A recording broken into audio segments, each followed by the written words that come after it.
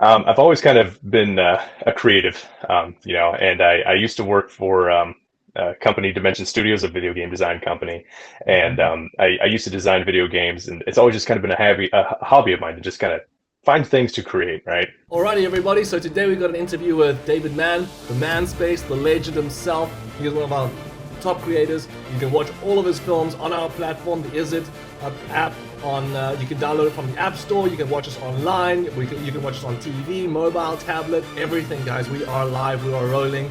So without any further ado, I'm going to take you straight into the trailer, and then we're going to go straight into the interview. Enjoy.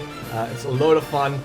Watch his movies. They are fantastic. I mean, loads of skills, storytelling, consistency, everything that works. He put it all together. So well done to David Mann, and enjoy the interview. Ciao. In the heart of the ocean lies an island forgotten by time. A treasure sealed away for centuries. Let's go find out what it's hiding. Soon enough, we shall be the ones calling the shots. But some treasures were never meant to be found.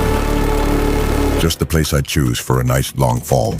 A curse as old as time. I don't believe in none of that. And those who seek it A fate sealed by those who came before us. Don't open that chest! will pay the ultimate price.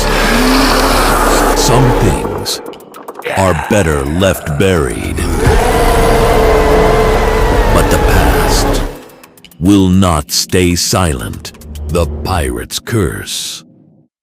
I love how you're always coming up with some really good and original work. It's really incredible what you managed to do there, consistency wise, storyline wise. The visuals, they're actually very, very strong as well. So you really packaged everything together. I feel like a real testament to what's possible. So well done. Thank you. First of all, well done. Appreciate that. Thank you. You didn't come from a film background. You didn't come I from, don't. I don't know if you have any prior experience in film, but essentially you walked into the space, kind of strolled into the space, and actually come up with some of the best content that we got. And how did you go from where you've been to here in such a short space of time?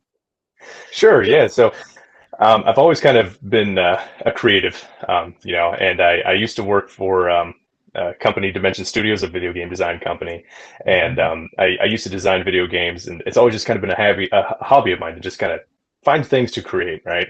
And I kind of stumbled onto AI, actually. I saw a video on TikTok of this guy, and this was back when Gen 1 was around. So I don't know if you remember Gen 1, but you had to take a video of something and then type in what you wanted it to be changed to, and then the system would change that video into kind of what you were imagining. So that was where I started with it, and I was like, this is pretty cool. And then Gen 2 came out pretty quickly afterwards, and that's when, I don't know if you've seen my film Cholesterol Fills, yeah. But that's when I made Cholesterol Fills, and it's a total mess. But that's what makes it great, There's like people flying and stuff, and it's like it's just chaotic. Yeah.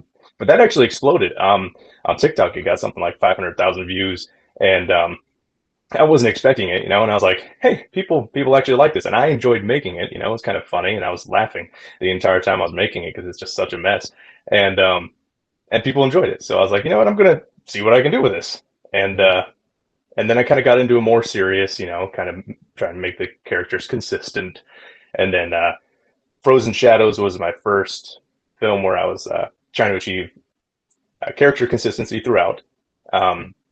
And then I kind of upped it, challenged myself even more to do the Pirate's Curse with several consistent characters, which, needless to say, was kind of difficult. It's hard to capture multiple characters in the same frame, especially having them be consistent with the way AI is right now. Yeah, so that's actually kind of bringing me to my next point I wanted to ask you about, which is like, how did you come up with the ideas for each of these films, basically? Yeah, so the Chaos and Dust Fill, I just thought it'd be funny to make some sort of I did an old 1950s style film overlay on it. So I just thought it'd be kind of funny to make sort of this early Western film, like maybe it was never released in Hollywood, but it's like, could be, some film that was created a long time ago that just was never released. And I tried to make it like a style like that, and I was like, let's just make it complete chaos, And let me see if I can pull up my screen here. So here is the film that actually kind of sparked my interest in it. This is the one I made originally a long time ago, Yeah. How long and it ago was is old this? Gen 1. It's like 20 seconds long. So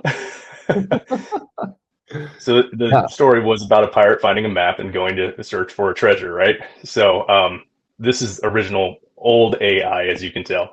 Um, so that's pretty much the end of the film right there. So I took that and kind of just ran with it in my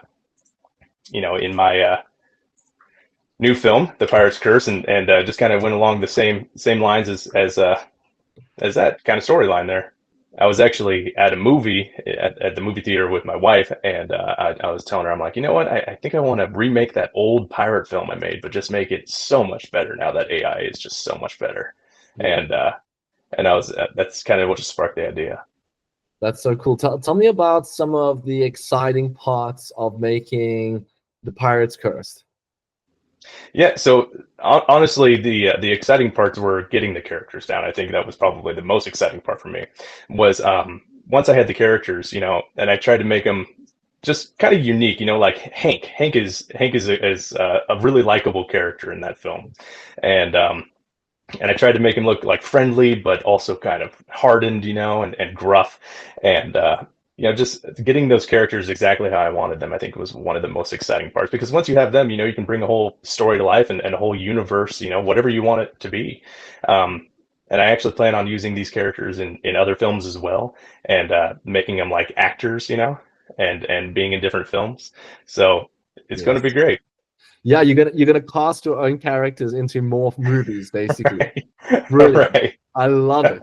I love it. I really, really love it. I would love to see eventually that people come to you and they're like, please, can we cast that character into this idea? We have this idea for that character. How cool would that be? That'd be really cool. That'd be neat. It's really so much work, and it takes so much time. I wish there was an easier way to do it. But there's just not, unfortunately. It takes a lot of time. Yeah. Like the film I'm making right now as well. Getting that character consistency and doing exactly what you want them to do, it takes a lot of time, which is why it took me almost a month still to do this, even though it wasn't the videos holding me up. Before I was using strictly Runway. And I don't have anything bad to say about Runway. I've used it for 90% of my films. With that being said, there are limitations. So you can't get a lot of action with Runway's video generation. So I've actually switched over to using Kling, and using Kling solely. I'd say about 90% of the material in my new film is made strictly through Kling. So I found it to be a lot better. Because Runway really helped so much with the community in the beginning. It's kind of unfortunate that they sort of, I'm here. The other thing is that there's so many tools coming from so many angles with so much capital and resources and stuff like that. It's positive that overall that all of the tools are getting better, or that like people are switching tools to find new tools. But I have to say also thanks to Runway for always from the beginning they really moved the needle in the beginning.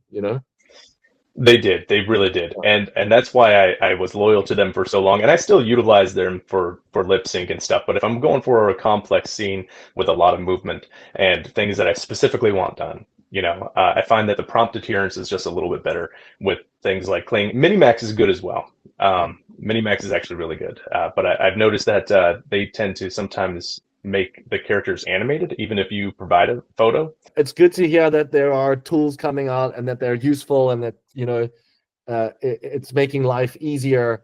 It's pretty crazy. It's really a revolution if you think about how long it took to make a normal movie. It's just like fractions. I don't think a person on their own can just make a normal old movie. I mean, just the cameras alone were so expensive, Oh, seriously, yeah. They can do it so much easier now with the tools that are available to them. Yeah. Cool. I want to ask you also about you've been part of some film festivals, I think, not just one, others as well. Yeah, a couple of them actually. I got recognition for the films, and I made a lot of contacts while I was there. But it was in the Arizona Film Festival, and it was also in the LA Film Festival. So I couldn't make it to the Arizona one. My baby had just been born, so I was like, he's 2 weeks old. I'm like, I can't really tell the wife I'm up and leaving, for a couple of days. So, but I did go to the LA one. That was a great experience. It was good. I met a lot of really nice people there, networked with some folks, and there were some really good films there. I don't know if you want to talk about some of your future work. I'm indifferent. I have a couple things in the works right now. Kind of a production company, so product placements and things like that within short films. I'm making a film for them right now. It's going to be a really good film. It'll probably be out and about on YouTube, probably on their YouTube. And then as far as future films I'm going to be making that I'll be putting on IZSIt, I'm planning on doing chapter 2 of Chaos and Dustville. Oh, And then, right. Brilliant. That's exciting. yeah, so it'll be a whole new series, probably of another 5 or 6 episodes.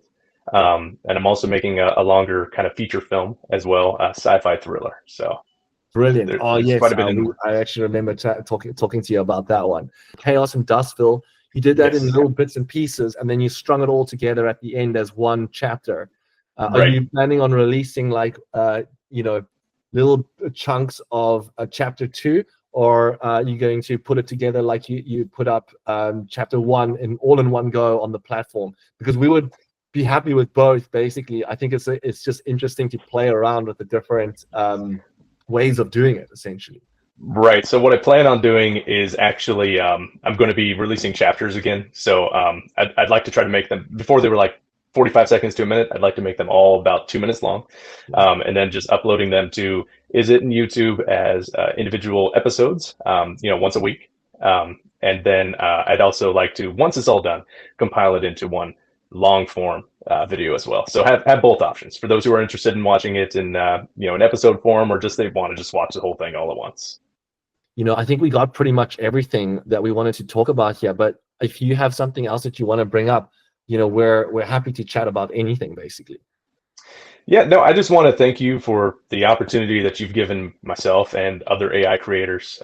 There's not really much out there right now in this form and streaming platform. I really appreciate the opportunity that you've extended to us.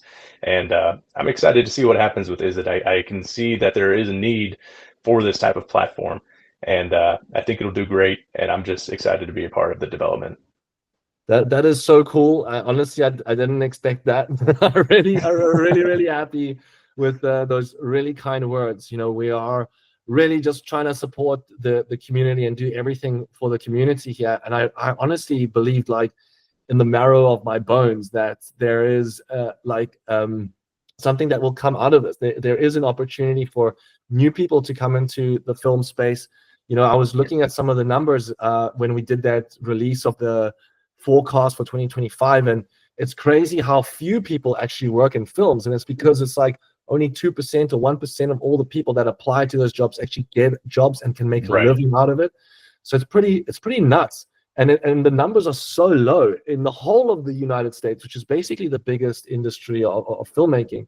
There are less than 500,000 people working in that space, Yeah. And just through IZSIt, if we only want to work with like the top 1 to 5% of creators, filmmakers that use AI, and we think, we'll be there's like a talent pool essentially of tens of billions of people, and we'll be working with like 1 million or maybe I think it'll probably be about 1 million creators.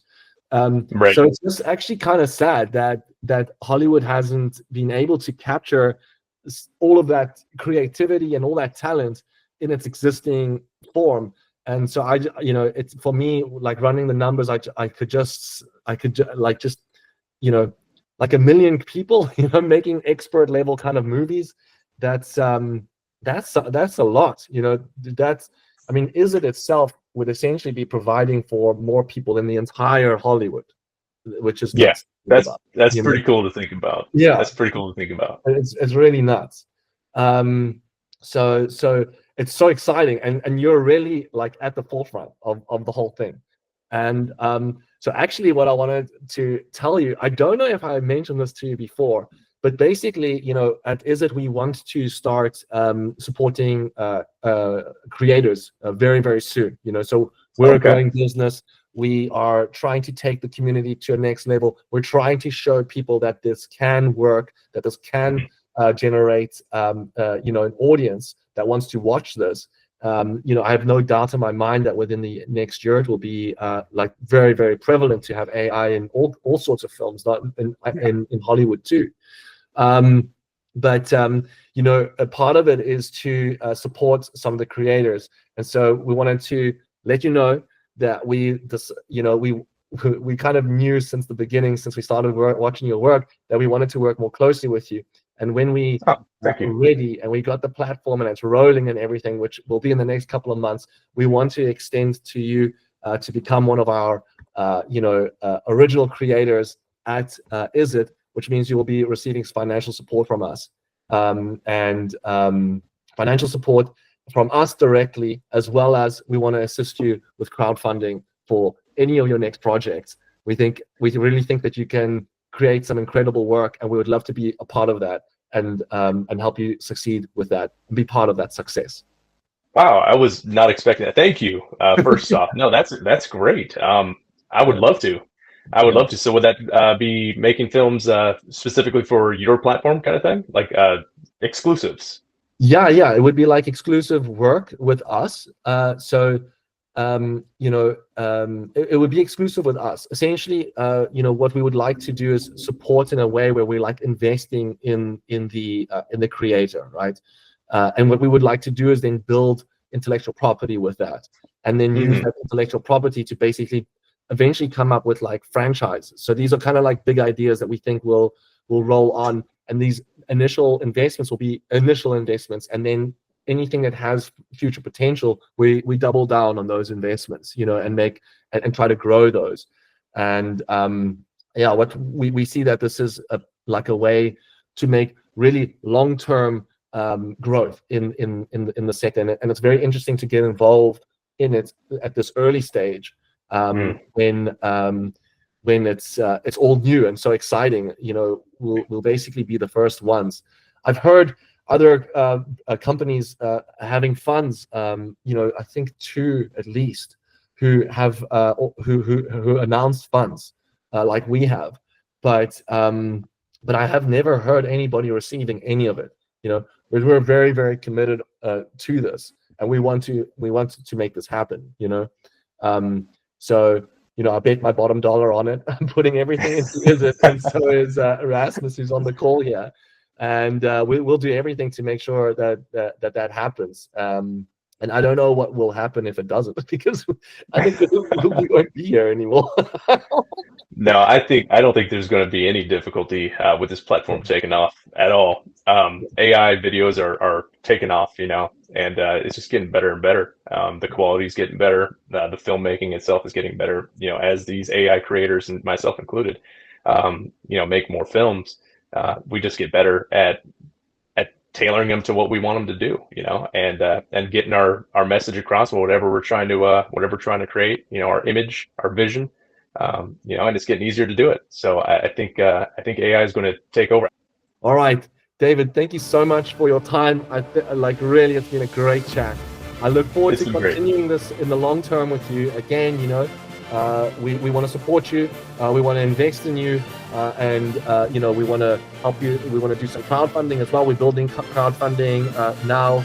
We're pretty much committed to it today or yesterday. Nice. What's going to happen? And I think this will all help democratize filmmaking and help people make a living out of it and enjoy some of their passions. And you're clearly so good at it, and you're clearly having a good time doing it. It's perfect. Thank you. It's exciting. I'm glad to be a part of it. Thank you again for the opportunity. And thanks you, David. It's not possible without you. So thanks a lot. Thank you. All right. Have a good evening. Take care. You too.